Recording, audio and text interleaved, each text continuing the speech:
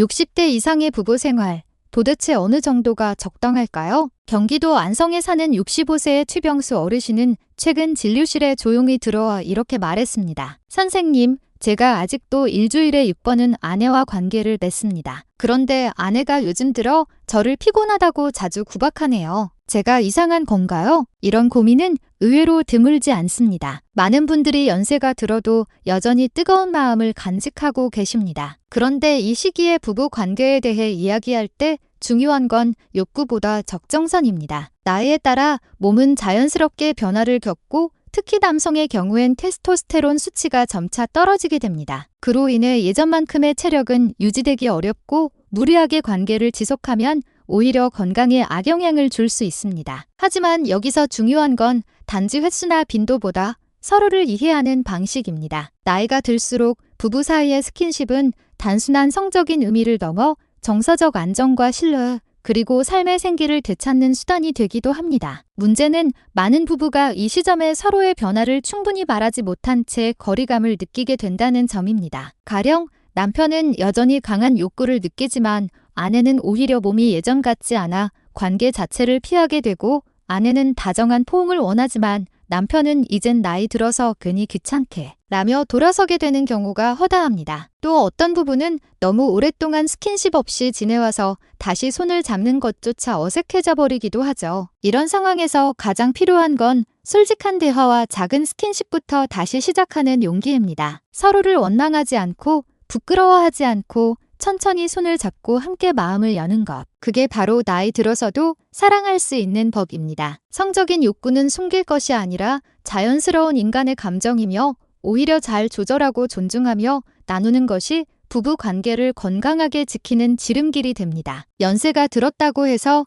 사랑을 멈춰야 한다는 법은 없습니다. 중요한 건 욕심이 아닌 조화와 공감이라는 점 꼭 기억해 주세요. 오래 켜둔 전등이 언젠가 필라멘트가 끊어지듯 남성의 몸도 세월 앞에선 서서히 변화합니다. 55세가 넘은 남성에게 흔히 나타나는 것이 발기력 저하, 조로, 흥분감의 감소 같은 변화들인데, 이로 인해 관계가 짧아지면 오히려 빈도를 늘려서 보상하려는 경우가 많습니다. 하지만 이런 시도는 종종 아내를 지치게 만들고 때론 불쾌함까지 안기게 됩니다. 많은 여성들이 이런 고충을 토로하곤 합니다. 남편은 스킨십도 없이 다짜고짜 달려들어요. 몇 분 만에 끝나버리는데 저는 아무런 감정도 없고 오히려 그 기억이 스트레스로 남아요. 이런 이야기를 들을 때마다 마음이 무거워집니다. 남편이 성적 만족을 횟수로 채우려 하지만 정작 상대방은 점점 상처받고 멀어지는 거죠. 그래서 저는 종종 말합니다. 일주일에 한두 번이면 충분합니다. 중요한 건 횟수가 아니라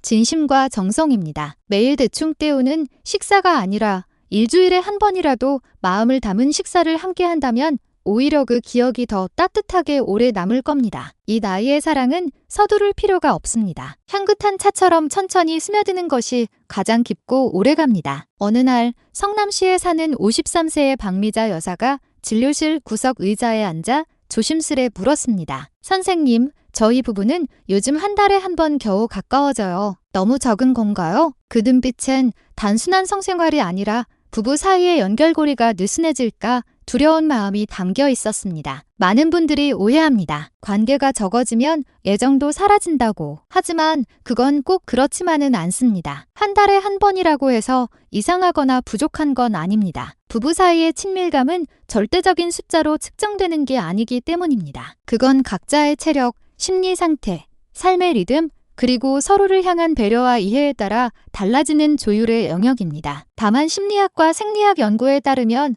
너무 오랜 기간 접촉이 없을 경우 정서적 거리감이 더 커질 수 있다는 점은 주의할 필요가 있습니다. 그래서 저는 부부 관계를 자주 식물을 돌보는 일에 비유합니다. 매일 물을 줄 필요는 없지만 너무 오랫동안 방치하면 뿌리가 마르듯 부부 사이도 정기적으로 정서를 나눌 필요가 있습니다. 한 달에 한 번이라도 서로를 향한 손길과 대화가 있다면 괜찮습니다. 하지만 아무런 말도 없이 그저 의무감으로만 이어지는 관계라면 차라리 그 시간을 따로 만들어 대화를 나누는 편이 더 낫습니다. 또 한 가지 자주 받는 질문이 있습니다. 선생님, 관계가 줄어들면 여성의 그 부위가 수축되거나 문제 생기는 거 아닌가요? 그럴 리 없습니다. 출산 후나 폐경기에 접어든 여성의 질은 호르몬 변화로 인해 약간의 구조적 변화가 생길 수 있지만 관계 횟수가 적다고 해서 그곳이 특별히 이상해지는 것은 아닙니다. 필요하다면 골반적인 강화 운동이나 의료적인 시술로도 충분히 개선할 수 있으니 걱정하지 않으셔도 됩니다. 사랑의 횟수는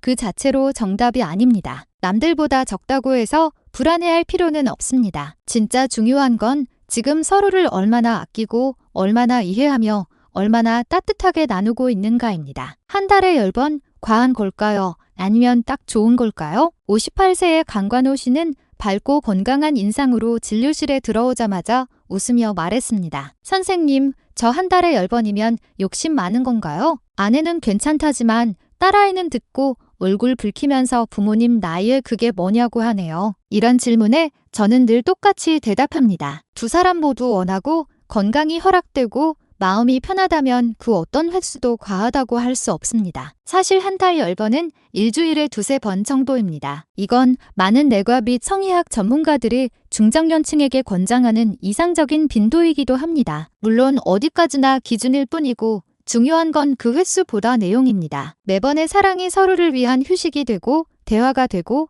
따뜻한 포옹이 된다면 10번이 아니라 20번도 부족할 수 있습니다. 반대로 억지로 맞춰주거나 한쪽만 피곤한 상태에서 이루어진다면 단 한 번도 감정적으로는 과한 것입니다. 의학적으로도 이 빈도는 남성 호르몬 회복 주기에 무리 없으며 심장이나 혈압, 신장 기능에도 무리가 가지 않습니다. 여성의 경우에도 이 정도의 주기는 충분히 휴식과 회복을 병행할 수 있어 감정적인 권태나 반복의 피로에서 벗어날 수 있는 균형 잡힌 템포입니다. 그래서 저는 자주 말합니다. 10번이라는 숫자는 단지 숫자가 아닙니다. 그건 부부가 서로를 다시 한번 사랑할 수 있는 10번의 기회입니다. 매번 진심을 담아 손을 잡고 눈을 마주보며 따뜻한 시간을 나눈다면 그 후에 조금 피곤하더라도 마음은 더욱 깊고 따뜻해질 겁니다. 관계가 끝난다고 사랑이 끝나는 것이 아니라 오히려 더 깊어질 수 있는 시작이라는 것을 잊지 마세요. 한편 사랑할 때 가장 중요한 것 중 하나는 상대방을 배려하는 태도입니다. 70대 초반의 한 어르신이 제게 한 말이 있습니다. 선생님, 저는 제가 약해지는 건 괜찮아요. 그런데 아내가 저보다 더 약해질까봐 그게 더 걱정이에요. 농담 같지만 그 속엔 깊은 진심이 담겨 있었습니다. 나이가 들수록 중요한 건 내가 얼마나 원하느냐가 아니라 함께 해온 사람이 지금 어떤 몸과 마음 상태에 있는지를 헤아리는 일입니다. 중년 이후의 여성들은 손자 돌보고 집안일하고 여전히 직장을 다니는 경우도 많습니다. 그들의 몸 역시 변화를 겪습니다. 여성 호르몬이 줄어들고 피부와 점막이 건조해지며 질 내부가 약해지기 때문에 아무 준비 없이 관계를 시작하면 통증과 불편을 호소하게 됩니다. 이럴 때 가장 필요한 건 서두르지 않고 충분히 준비하는 마음입니다. 사랑은 속도가 아니라 온도입니다. 그리고 그 온도는 대화와 배려에서 나옵니다. 그래서 남편이 자신의 욕구만을 우선시하고 전의도 없이 눈빛 한 번, 다정한 말 한마디 없이 다가간다면 아내는 단지 육체적으로 아픈 것이 아니라 마음 깊은 곳에서 서운함과 서글픔을 느낍니다. 예전엔 아껴주던 사람이 이제는 그저 의무로만 나를 대하고 있다는 외로움. 남편이 오늘은 괜찮아, 피곤하지 않아 라고 조심스레 물어주는 한마디가 사랑받고 있다는 확신이 되고 그 말 하나로 밤이 따뜻해지는 법입니다. 그 한마디가 있어야 아내는 자신이 아직도 소중한 존재라는 것을 느낄 수 있습니다. 의학적으로도 아내의 컨디션을 알 수 있는 몇 가지 신호가 있습니다. 늘 피곤해하거나 허리가 자주 아프고 잠을 잘 못 자거나 관계 중 통증을 호소한다면 그건 분명한 몸의 경고입니다. 그럴 때는 억지로 관계를 유지하려 하지 말고 오히려 한 발 물러나 대화의 시간을 갖고 필요하다면 산부인과나 성상담 전문의를 찾아 함께 해결책을 모색하는 것이 좋습니다. 이제 중년 이후의 사랑은 단순한 육체적 정복이 아니라 함께 살아갈 인생 후반을 위한 마음 돌봄이어야 합니다. 서로가 서로의 감정을 돌보고 지탱해주는 일이야말로 진짜 사랑의 모습입니다. 그럼 매일 사랑을 나누는 건 과할까요? 아니면 열정을 유지하는 방법일까요? 진료실에서 종종 이런 이야기를 듣곤 합니다. 선생님, 저희 부부는 아직도 매일 같이 사랑을 나눕니다. 제 체력도 아직 괜찮아요. 그런데 제가 되묻습니다. 그럼 아내분은요? 그러면 대부분의 남성은 쑥스럽게 웃고 말이 없죠. 이게 핵심입니다. 성관계는 단순한 성적 해소가 아니라 욕망을 오래 유지하는 기술입니다. 아무리 맛있는 음식도 매일 똑같이 먹으면 질리는 것처럼 사랑도 매일 반복되면 익숙해지고 결국엔 흥미를 잃게 됩니다. 과학적으로도 너무 자주 관계를 가지면 뇌는 자극에 익숙해지고 설렘과 기대감은 점점 줄어듭니다. 결국에는 의무처럼 되어버리고 어느 순간 서로 피하게 되고 대화는 줄고 감정도 사라집니다. 실제로 많은 중년 부부들이 이런 이유로 관계에서 피로감을 호소합니다. 서로에게 시간이 부족해서가 아니라 감정이 메말라서입니다. 그래서 제가 자주 드리는 조언은 이렇습니다. 지금 매일 관계를 맺고 있다 하더라도 두 분 모두가 만족하고 행복하다면 계속 유지하셔도 좋습니다. 하지만 혹시라도 지루함, 무기력함, 무관심 같은 신호가 보인다면 이제는 속도를 늦출 때입니다. 사랑에도 적당한 거리가 필요합니다. 서로를 그리워할 시간, 다음 만남을 기대하게 만드는 템포 말이죠. 이틀에 한 번 또는 주말에만 특별한 시간을 만드는 것도 좋습니다. 사랑은 자주 한다고 깊어지는 게 아닙니다. 기다림과 설렘이 있어야 더 뜨거워집니다. 사랑에서 정말 중요한 건 매번의 만남이 마치 처음처럼 설레고 따뜻해야 한다는 점입니다. 횟수를 쫓는 것이 아니라 두 사람의 마음이 그 순간을 진심으로 느끼는 것. 그래야 그 만남이 의미 있고 오래도록 남습니다. 그럼 사정량이 많으면 건강에 무리가 될까요? 작년 이맘때쯤 60대 초반의 강영철 어르신이 진료실을 찾아와 조심스럽게 말했습니다. 선생님, 일주일에 한 번 정도 관계를 갖는데 사정량이 50ml쯤 되는 것 같아요. 너무 많은 거 아닌가요? 체력도 떨어지고 정자도 줄어들까 걱정돼요. 이런 걱정을 가진 분들이 꽤 많습니다. 하지만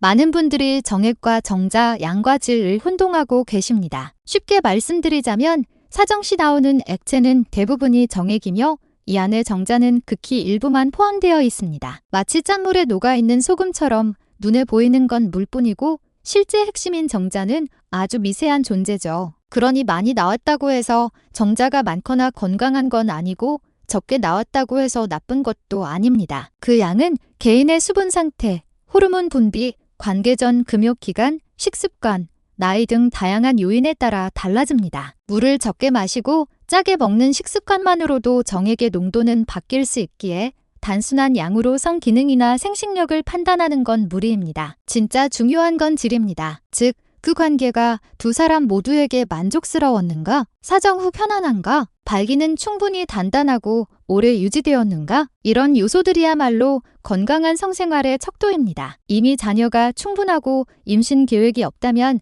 정자의 순화 농도에 대해 크게 신경 쓰지 않아도 됩니다. 만약 아이를 계획 중이라면 정액 검사를 통해 정확한 분석을 받는 것이 좋겠지요. 제가 늘 강조하는 건 단 하나입니다. 양 때문에 자존감을 잃지 마세요. 이제 나이 들어 하는 사랑은 경쟁이 아니라 나눔이고 치유입니다. 사정의 양보다 중요한 건 그 이후에 서로의 마음이 얼마나 가까워졌는가입니다. 사랑은 삶을 건강하게 만드는 것이어야지 또 하나의 걱정거리가 되어선 안 됩니다. 그렇다면 배우자가 없는 경우 생긴 욕구는 어떻게 해야 할까요? 예전에 65세의 윤정숙 여사님이 찾아와 조용히 털어놓았습니다. 남편이 떠난 지도 벌써 7년이 지났지만 가끔씩 몸이 답답하고 잠도 안 와요. 내가 이렇게 느끼는 게 이상한 걸까요? 이 나이에 이런 생각을 하다니 부끄럽기만 해요. 저는 손을 잡아드리며 이렇게 말씀드렸습니다. 아니에요. 전혀 이상하지 않아요. 그런 감정을 느끼는 건 아직도 살아있다는 증거입니다. 우리 사회는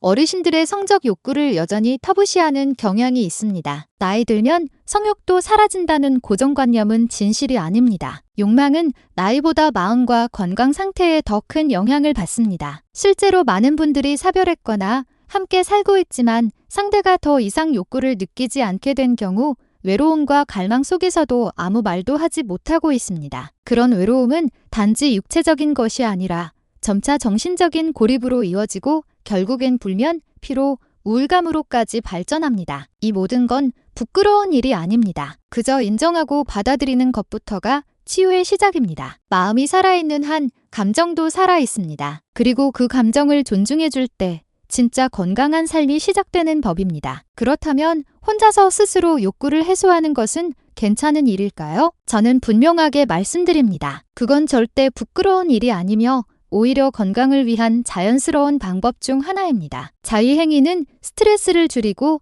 잠을 잘 자게 돕고 몸속에 쌓인 에너지를 부드럽게 해소시키는 데 큰 도움이 됩니다. 또한 오랫동안 성생활이 없는 경우 생식기관이 완전히 정지된 듯 굳어버리는 것을 막아주며 기능 저하나 염증, 위축 등을 예방하는 데 효과적입니다. 특히 중장년층 이후의 삶에서는 배우자가 없거나 함께 살아도 성적 교감이 사라진 경우가 많은데 이런 상황에서 욕구를 억누르기만 하면 오히려 혈압, 심장, 신경계까지 안 좋은 영향을 미칠 수 있습니다. 중요한 건 나이가 들었다고 해서 욕망이 사라지는 게 아니라는 점입니다. 성적 감정은 인간의 본능이며 먹고, 숨쉬고, 누군가를 안고 싶은 그 감정과 다르지 않습니다. 강하지 않아도 됩니다. 자주 하지 않아도 됩니다. 다만 그 감정을 부정하거나 숨기려 하지 마세요. 살아있다는 건 여전히 누군가를 그리워할 수 있다는 뜻이니까요. 이 긴 이야기의 끝에서 혹시라도 오늘 이 시간을 통해 내 마음속 어떤 무거운 것이 조금이나마 내려놓아졌다면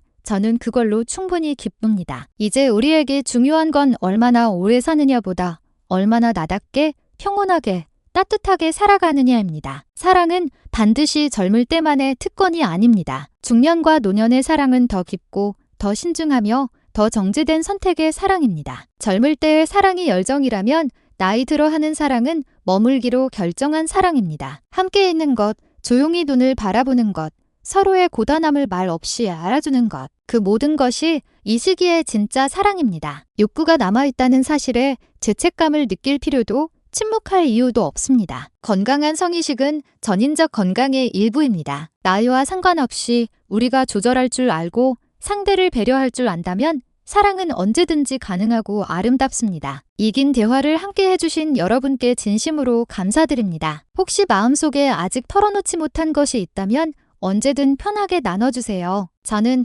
언제나 따뜻한 차 한 잔 앞에 앉아있는 것처럼 판단하지 않고 조용히 들어드릴 겁니다. 그리고 이야기들이 도움이 되었다면 가까운 이웃이나 가족과 함께 나눠주세요. 누구나 더 건강하게, 더 따뜻하게, 그리고 더 자신답게 살아갈 수 있도록 말입니다. 당신의 삶이 언제나 사랑으로 채워지길 진심으로 바랍니다. 지금 이 순간에도 당신은 사랑받을 자격이 있는 사람입니다.